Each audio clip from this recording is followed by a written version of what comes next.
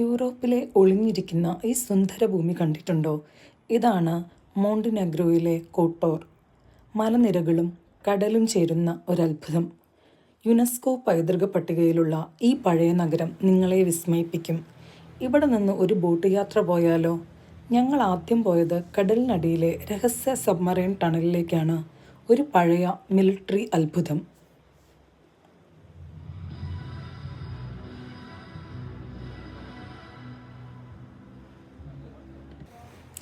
അവിടെ നിന്ന് നേരെ പോയത് നീല നിറത്തിൽ തിളങ്ങുന്ന പ്രശസ്തമായ ബ്ലൂ കേവിലേക്ക്.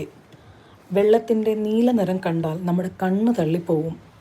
ഗുഹയ്ക്കുള്ളിലെ ഈ തെളിനീരിൽ വേണമെങ്കിൽ നമുക്ക് നീന്താവുന്നതാണ്.